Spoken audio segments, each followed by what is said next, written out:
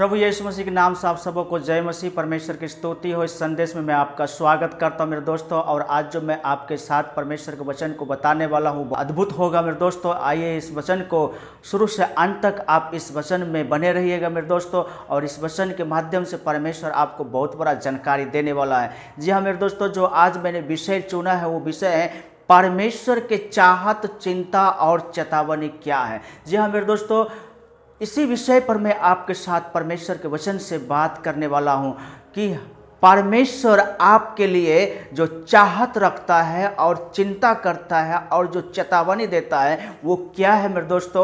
और आज मैं परमेश्वर के पवित्र शास्त्र बाइबल से मैं बताने वाला हूं। इसलिए मेरे प्रियो, इस वीडियो को आप शुरू से अंत तक आप ज़रूर सुनिएगा और बिना स्किप किए हुए अंत तक जब आप इसे देखेंगे मेरे प्रियो तो आपको समझ में आएगा कि परमेश्वर का चाहत आपके प्रति क्या है, परमेश्वर आपके लिए चिंता क्यों करता है और परमेश्वर आपका चेतावनी क्या देता है। जी हाँ मेरे दोस्तों, मैं आज परमेश्वर के पवित्र शास्त्र बाइबल से बताने वाला हूं। तो आइए हम बिना देरी किए हुए परमेश्वर के वचन से हम सुनते हैं व्यवस्था विवरण उसका 10 अध्याय और उसका जो है 12 पद में परमेश्वर के वचन इस प्रकार से बताता है। अब हे इस्राएल, तेरा परमेश्वर यहोवा तुझसे इसके सिवाय और क्या चाहता है कि तू अपने परमेश्वर यहोवा का भय माने और इसके सारे मार्गों पर चले और उससे प्रेम रखे और अपने पूरे मन और अपने सारे प्राण से उसकी सेवा करे।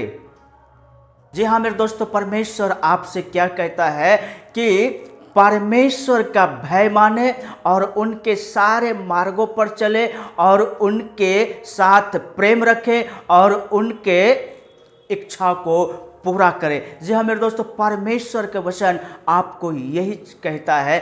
परमेश्वर आपसे एक आशा, एक उम्मीद, एक चाहत रखता है। जब आपको परमेश्वर ने प्रभु यीशु मसीह के द्वारा आपको चुना है, अपना लेपालक पुत्र बनाया है, तो परमेश्वर आपके साथ यही चाहत रखता है कि आप परमेश्वर के भय माने, परमेश्वर के बताए हुए मार्गों पर चले और उनसे प्रेम रखें और उनके इच्छाओं को अनुसार आप अपने जीवन को जीते हैं मेरे प्रियो।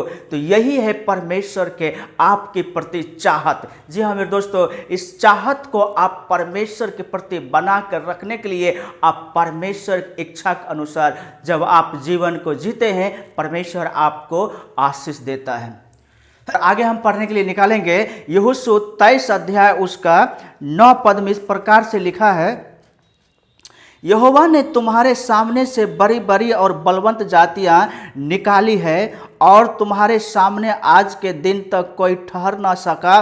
तुम में से एक मनुष्य 1000 मनुष्य को भगाएगा, क्योंकि तुम्हारा परमेश्वर यहोवा अपने वचन के अनुसार तुम्हारी ओर से लड़ता है। इसलिए अपने परमेश्वर यहोवा से प्रेम रखने की पूरी चौकसी करना, क्योंकि यदि तुम किसी रीति से यहोवा से फिरकर इन जातियों के बाकी लोगों से मिलने लगो जो तुम्हारे बीच में बचे हुए रहते हैं और इनसे ब्याह शादी करके इनके साथ समधियाना रिश्ता जोड़ो, तो निश्चय जान लो कि आगे को तुम्हारा परमेश्वर यहोवा इन जातियों को तुम्हारे सामने से नहीं निकालेगा और ये तुम्हारे लिए जाल और फंदे और तुम्हारे पंजरों के लिए कोड़े और तुम्हारी आंखों में कांटे ठहरेगी और अंत में तुम इस अच्छी भूमि पर से जो तुम्हारे परमेश्वर यहोवा ने तुम्हें दी है नष्ट हो जाओगे। जी हाँ मेरे दोस्तों, परमेश्वर के वचन यहाँ पर क्या बताता है। परमेश्वर ने आपके साथ होकर के जो आपसे बड़ी जाति था उनको भगाया, वहाँ से उनको मार भगाया। आपके साथ होकर के परमेश्वर ने लड़ा, लेकिन परमेश्वर आपको कनान देश देने जा रहा है। तो मेरे प्रियो, परमेश्वर आपको बताता है कि उस देश में जब तुम जा रहे हो तो उस देश में जितने भी लोग रह रहे हैं उस लोगों के साथ तुम्हारा कोई रिश्ता नहीं होना चाहिए। जी हाँ मेरे दोस्तों, उनके साथ तुम कोई अपने बेटे को ना देना, ना उनके बेटियों को अपने लिए लेना, कोई रिश्ता, ना शादी ब्याह, ना कोई समधिया, ना उसके साथ बनाना, क्योंकि परमेश्वर आपको उनसे अलग करके रखना चाहता है। इसका मतलब है मेरे प्रियो, उस देश के जो लोग हैं, दुष्टता भरी देश है, दुष्टता से भरा हुआ लोग है, और परमेश्वर नहीं चाहता कि आप उनके साथ रिश्ता रखें। इसलिए परमेश्वर कहना चाहता है, और जिस दिन अगर आप उनके साथ रिश्ता रखोगे मेरे दोस्तों, तो परमेश्वर के वचन क्या बताता है कि उस अच्छे भूमि में पहुंचोगे, लेकिन तुम वहां पर नष्ट हो जाओगे। इसलिए परमेश्वर आपको नष्ट करना नहीं चाहता। इसलिए परमेश्वर की इच्छा यह है कि उसका चाहत यह है कि आप परमेश्वर की बातों को मानिए और परमेश्वर की इच्छा के अनुसार आप जीवन के जिए। और परमेश्वर ने आपको अलग करके रखा है, तो इसलिए परमेश्वर ने जब आपको अलग रखा है, तो आप परमेश्वर के कहना मानते हुए उन लोगों के साथ आप हट करके रहने के लिए परमेश्वर आपको बताया है। जी हाँ मेरे दोस्तों, और निर्गमन के किताब,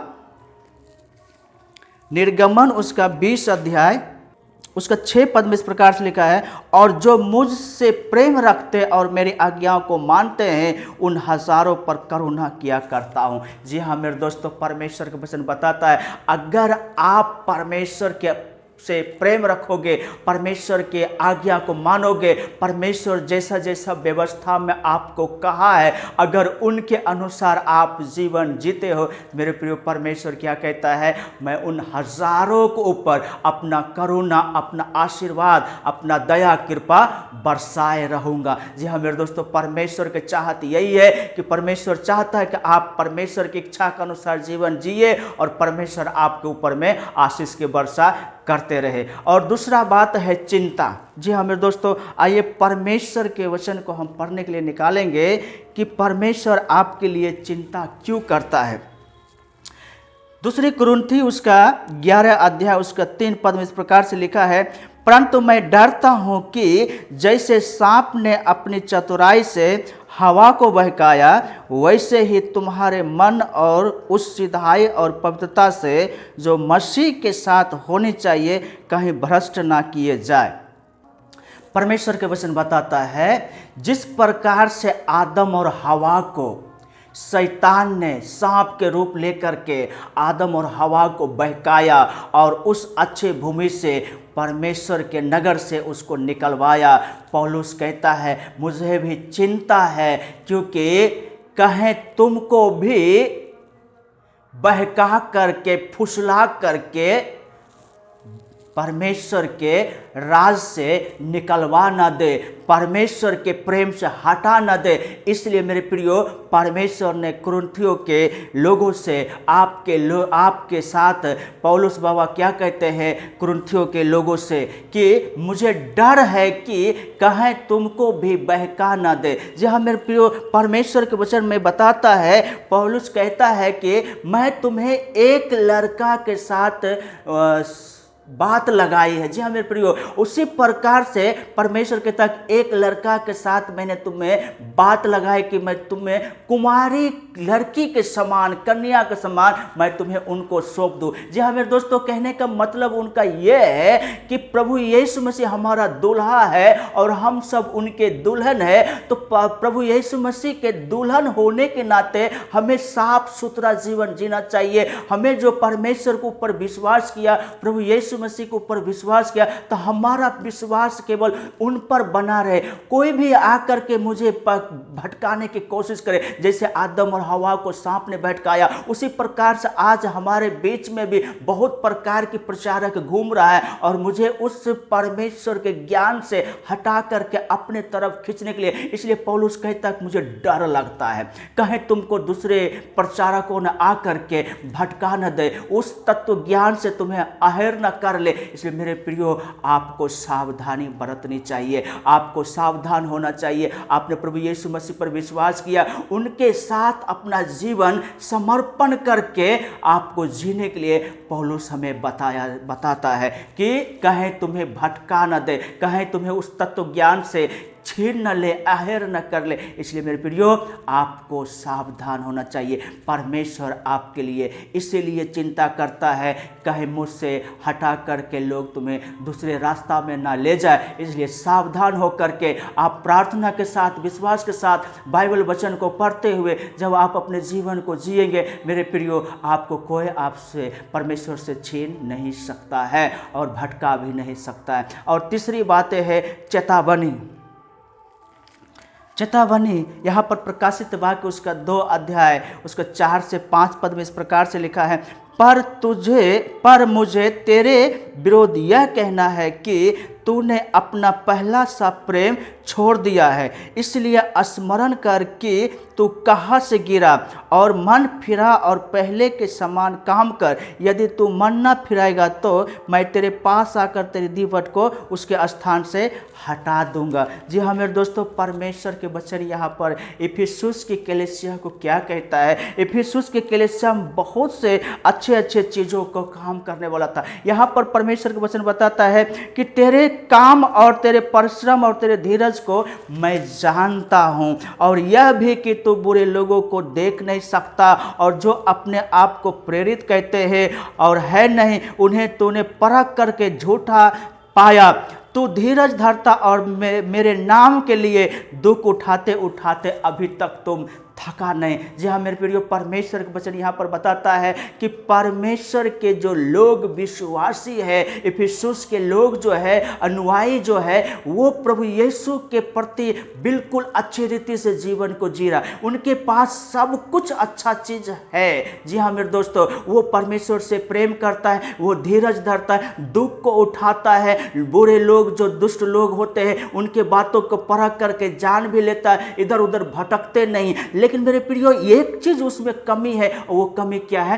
प्रेम। प्रेम जो है उसके अंदर से धीरे धीरे घटता चला गया। और ये प्रेम जब घटने लगता है तो कैसे पता चलता है मेरे प्रियो? वो प्रेम जो है, आपस का जो प्रेम होता है वो कम पड़ने लग जाता है। जब आपस में प्रेम कम होने लगता है तो परमेश्वर से भी प्रेम कम होता है, क्योंकि प्रेम परमेश्वर से मिलता है। और जब आपका प्रेम परमेश्वर से मिल रहा है तो आप दूसरों को प्रेम दे रहे हैं। लेकिन आपके पास अगर प्रेम की घटी हो जाए तो आप दूसरों को प्रेम के बजाय क्या देंगे मेरे प्रियो? नफरत दे सकते। तो धीरे धीरे इफिसुस के कलीसिया में आपसी संबंध टूटने लगा, बिखरने लगा। तो परमेश्वर ने उसे क्या कहता है? मैं सब कुछ तेरे विरोध बारे में जानता हूं, तुम में अच्छाई है, तुम में दुख उठाते थका नहीं, परिश्रम भी है, सब कुछ अच्छा से कर। लेकिन मेरे प्रियो तेरे विरोध मुझे एक चीज कहना है, और वो यह है कि तुझ में पहला सा प्रेम नहीं है। इसलिए मेरे प्रियो, जब आप एक अच्छे विश्वास से, जब प्रभु यीशु मसीह को आप विश्वास किए तो उस समय जो आपका परमेश्वर के प्रति प्रेम और अपने परिवार के प्रति प्रेम, अपने पड़ोसियों के प्रति जो प्रेम था, वही प्रेम प्रभु यीशु मसीह फिर से पुनः लौटने के लिए, तैयार करने के लिए, और कहते उसी जगह में जिस समय पहला प्रेम आपने दिखाया था मुझे और अपने परिवार को, वो प्रेम फिर से लाइए मेरे प्रियो। और जब वो प्रेम आपके पास में आएगा तो फिर परमेश्वर आपको क्या करेंगे? आशीषित करेंगे। और ये प्रेम आएगा कहां से? तो उससे पहले कि आपका जीवन में प्रेम का कमी हो जाए, आप परमेश्वर से फिर से मेल मिलाप कर लीजिए, परमेश्वर के पास लौट आइए, परमेश्वर से प्रार्थना करिए, परमेश्वर के भवन में जाइए, बाइबल को पढ़िए और परमेश्वर से कहिए, मुझे पहला सा प्रेम जो मैंने पहले आपसे विश्वास के साथ, जब विश्वास करके आपके पास आए मेरे प्रभु के लोगों, तब जा करके जो आपके साथ मेरा संबंध था, वो संबंध प्रभु मुझसे टूटते हुए जा रहा। प्रभु फिर से हमें उस संबंध में जोड़ दीजिए, उस प्रेम में जोड़ दीजिए, तो मेरा प्रभु आप पर अनुग्रह करेगा। और जब मेरा प्रभु आप पर अनुग्रह करा, आपका प्रेम परमेश्वर की ओर से आएगा, और फिर धीरे धीरे आप फिर उसी प्रेम में बंध जाओगे मेरे प्रियो। इसलिए परमेश्वर आपको पुनः लौटने के लिए कहता है, वापस आने के लिए कहता है। कहाँ? प्रभु यीशु मसीह के स्थान पर, प्रभु यीशु मसीह के भवन में, प्रभु यीशु मसीह के जगह में। जी हाँ मेरे प्रियो, जब आप प्रभु यीशु मसीह के पास फिर से लौट आएंगे और आपको उनके पास आप बैठ करके दुआ प्रार्थना करेंगे, परमेश्वर की ओर से आपके ऊपर प्रेम आएगा। और जब प्रेम आएगा तो आपको पता चलेगा कि आप परमेश्वर के साथ संपर्क में हैं। जी प्रेम के घटी का मतलब होता है आप परमेश्वर से दूर हो गए, और प्रेम जब आपको मिल रहा है मेरे प्रियो, ऊपर से कनेक्ट है और आपके साथ टावर बिल्कुल लगातार मिल रहा है, इसका मतलब है आप परमेश्वर से जुड़े हुए, और जब आप परमेश्वर से जुड़े हुए तो आपका अंदर खुशी आनंद छलकता हुआ दिखाई देगा। जी हाँ मेरे प्रियो, इसलिए आप अपने ध्यान रखिएगा। परमेश्वर क्या कहता है, पहला सा प्रेम आपको दिखाना होगा फिर से। तो बाइबल में हमें इस प्रकार से हमने पाया है, चाहत जो परमेश्वर के प्रति, आपके प्रति जो परमेश्वर का चाहत है, जो चिंता है, जो चेतावनी है, वो चीज़ को आज हमने इस वीडियो के माध्यम से जाना। मुझे उम्मीद है आपको इस वीडियो अच्छा लगा, इसलिए आप इसे लाइक और शेयर और मेरे वीडियो आप सब्सक्राइब कर लीजिए। प्रभु आप सबको आशीष करे। आमीन।